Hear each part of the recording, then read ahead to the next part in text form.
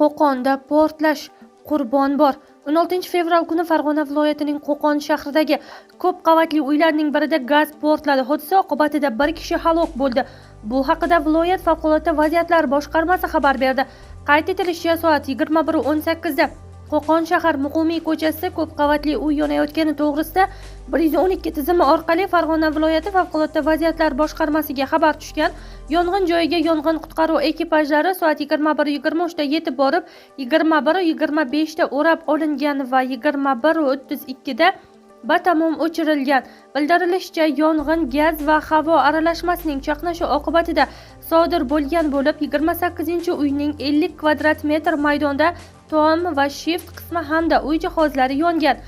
Chaqnash oqibatida 4 nafar fuqaro turli darajada kuyish tan jarohati olib, shahar tibbiyot birlashmasiga yotqizilgan.